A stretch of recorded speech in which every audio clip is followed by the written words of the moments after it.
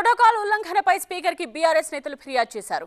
ప్రతిపక్ష ఎమ్మెల్యేలను పక్కన పెట్టి ఓడిపోయిన నేతలతో కార్యక్రమాలు చేస్తున్నారంటూ స్పీకర్ కు విన్నవించారు. ఇన్ఛార్జ్లతో కార్యక్రమం చేయించే ప్రోటోకాల్ ఎక్కడుందంటూ ప్రశ్నిస్తున్నారు.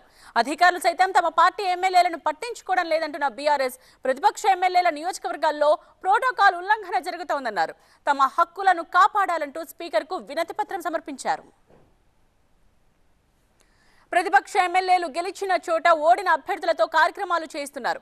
ఇదేం ప్రజాపాలన అంటూ మాజీ మంత్రి సబితా ఇంద్రారెడ్డి ప్రశ్నిస్తున్నారు.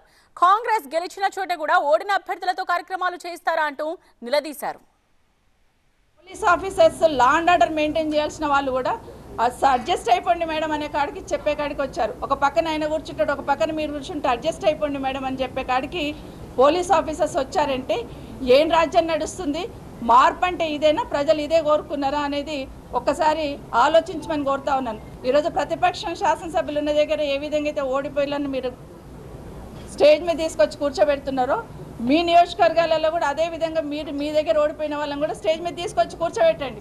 ఐవీఎఫ్ ఒక అధునాతన సంతానోత్పత్తి చికిత్స. అనేక దంపతులకు తల్లిదండ్రులు కావాలనే వారి కలను నెరవేర్చుకోవడానికి సహాయపడుతుంది. ఈ రోజే ఓఎస్ఎస్ ఫర్టిలిటీని సందర్శించండి.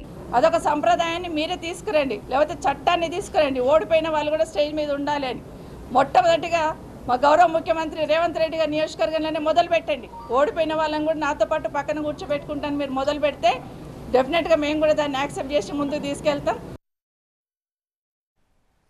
ఓడిపోయిన నేతలతో ప్రభుత్వ కార్యక్రమాలు చేస్తున్నారు. ఇక అసెంబ్లీకి కూడా వాళ్లనే పిలవండి అంటూ తన అసంతృప్తిని వ్యక్తం చేశారు ఎమ్మెల్యే పద్మారావు గౌడ్.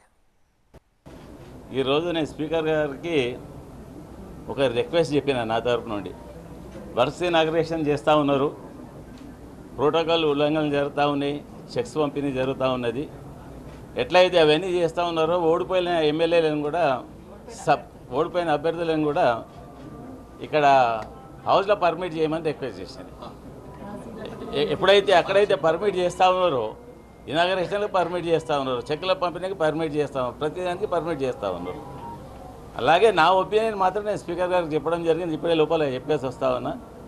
ఈ రాబోయే శాసనసభ సమావేశాల లోపల ఓడిపోయిన అభ్యర్థులను హౌస్కు పర్మిట్ చేయండి, వాళ్ళని కూడా అలౌ చేయండి అని చెప్పిన. అక్కడ ఎంత ఉంటా ఉన్నారు, ఇక్కడ కూడా ఉంటే బాగుంటుంది, హౌస్కు బాగా మర్యాద ఉంటుంది అని చెప్తే మీ ఆవేదన ఏందో చెప్పండి. నేను మాత్రం ఎంత మటుకు అయితే యాక్షన్ తీసుకోవాలో ఖచ్చితంగా తీసుకుంటానని బాగా సీరియస్గా నేను చెప్పడం జరిగింది.